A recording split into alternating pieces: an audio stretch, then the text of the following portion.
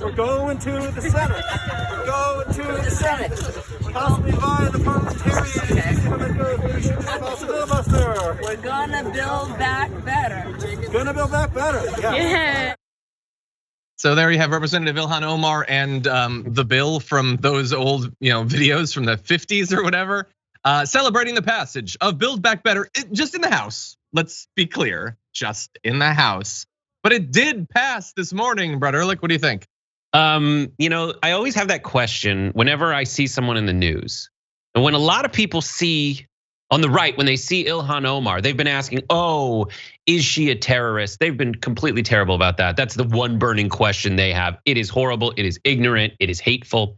For me, the question I have about Ilhan Omar and everyone that I ever see on camera is when they do a little dance, what is that little dance? And Ilhan starts out as like an actual dance, like the twist, but she is obviously like has been around kids, specifically babies, and that's the case when their palms open up. Her palms open up, and she's like, if you're happy and you know it, she's about to clap her hands. So I'm glad to see that. That was a delightful little dance from Representative Ilhan Omar. The bill, how did you like the Bills dancing? The Bills dancing was he's working with what he's got. And as you said, he's old. He's from the Schoolhouse Rock era, and that allows us to transition to the process of when a bill becomes a law. Now it goes from the House, where they have okayed it, to the Senate, where Joe Biden has promised in the past, and that promise has been relayed to us by our champions that make us hopeful, if ever, that it will be delivered in the Senate. Now, will it be delivered in the way that it was passed by the House, where it's been brought down trillions upon trillions of dollars over a decade to something much smaller, like literally 1/6 of what we thought it was, maybe 1/4? I don't know what happens then, but this is a moment where we can just, if you're a cynical person, you'll say it won't happen. If you're a hopeful person, you'll think maybe it will happen.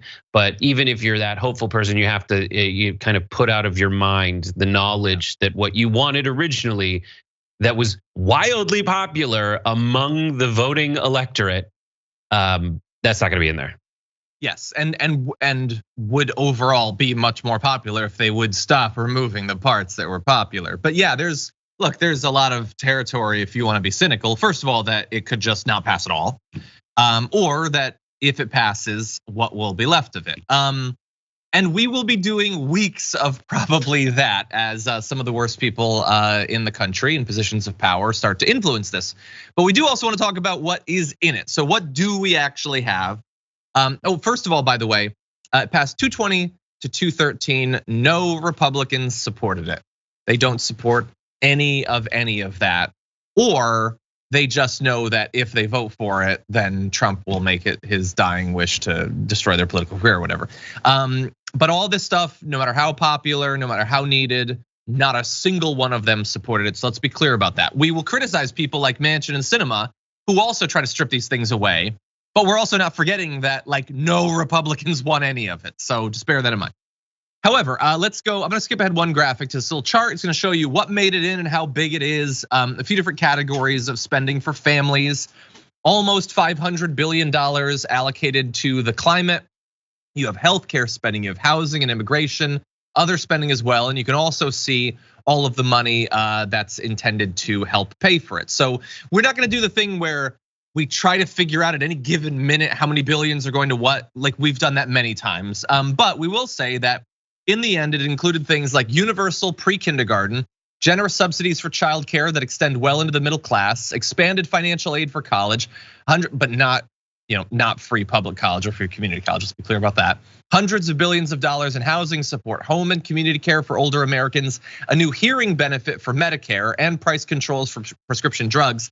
So you got the hearing, not the dental and eyes, which they wanted. I guess hopefully your ears are the problem part, because that's what they're gonna protect. But also on those prescription drugs, every bit of this was gonna be better.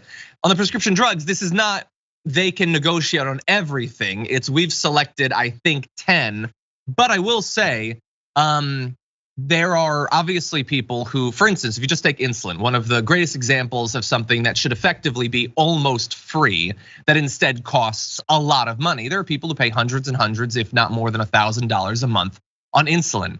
From what I read, it is going to be capped. The monthly payment for insulin will be capped at $35, which, even if there was nothing else in this bill, if you're one of the many people that is paying a ton of money on that, that's a significant improvement to your life right there. So anyway, there's more stuff too, Brett, but what do you think about what's in there? Specifically with prescription drugs, the way that you need to, and I'm talking to generally the audience and everyone out there who is trying to get the word out. Restricting Medicare from negotiating drug prices makes drug prices higher. And Medicare is older Americans qualify for Medicare. Now, every other developed nation negotiates drug prices when they buy a bunch of drugs from pharmaceutical companies. That is a negotiation. That is basically the Costco model. We're gonna buy a lot and offer it for cheaper, and we'll negotiate with you. If you keep that from happening, you're charging grandma and grandpa a lot more money for drugs. Yep. So Republicans, every single one of them, wants to tax grandma for being too old. This is the party that says they're for family values. They want to tax grandma for being too old. And worse, who do they want the money to go to? They want the money to go to a bunch of fat pork and corruption within this privatized crony capitalism industry of healthcare. That's it. That's where the money's going.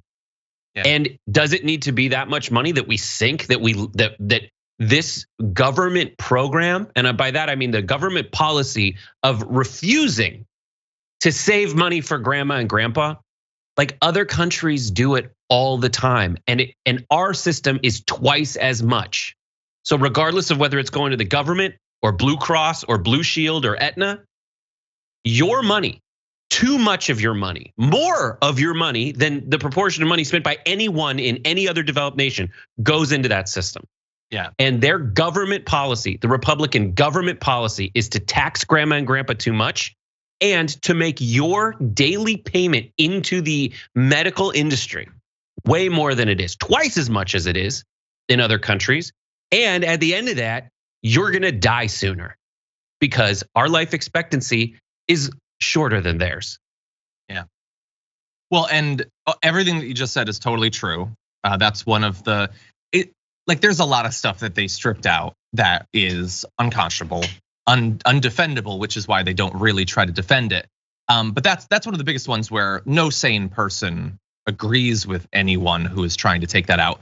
But let's also put in the context of a 1.5 year long period where the Republicans who stand for nothing except ever continuing profits for these large corporations have tried to be like, hey, we're against big pharma because we don't want the mandates and we don't like the vaccine. Like they have picked that up to pretend that for once they're opposed to the interests of a major industry.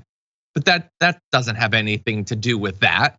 This would have theoretically been a threat to this industry, and of course, every single one of them opposes it. So I'm sure it was fun for them to put on a costume of someone who was willing to stand up to corporations. But when it really comes down to it, they're very clear where they stand. So there's 10 drugs. 10 drugs made the cut. Every drug that didn't make the cut is Kyrsten Sinema and all the Republicans saying, no, I want to charge grandma way more for that drug. Yeah, exactly. That is it. They are reaching in to the greatest generation's pockets and stealing money for them under penalty and threat of death. Yep. End of discussion. Who supports that? What regular person supports that? But Kyrsten Sinema doesn't. She's not doing interviews on Anderson Cooper every day. Like, yeah, no, here is why your grandma should pay more for these drugs. Anyway, some of those will now be cheaper. Now understand that a lot has been taken out. Some has been left in. A case can be made, shouldn't be. So The state and local tax deduction that there's been a lot of debate about recently is still the second costliest provision of the budget bill over 5 years. So that is taking up a big amount of that cost that effectively the sum total of what we're paying out and what we're taking in will have. By the way, that provision is why one Democrat opposed the bill, Representative Jared Golden. Well, he says anyway. He said because they raised the federal tax deduction for state and local taxes, he would be opposing the bill overall. It wasn't enough to sink it, but that's where he stood on that. Also, by the way, as of Wednesday, Manchin was still saying, I've been very clear where I stand on paid leave being in the bill. So, paid leave is in the bill, by the way. I don't know if we mentioned that. 4 weeks, not 12. And we will see if any of that makes it through the Senate, but some of it is still in there. So that's good.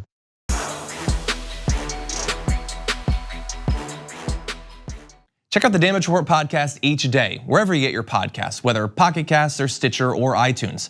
You can join me as I give you the news and stories you want, with a range of co-hosts and interview guests jumping in on the fun each day. Again, that's the Damage Report, wherever you get your podcasts. And if you get them at iTunes, don't forget to rate and review. Sometimes I'll read them live on the show.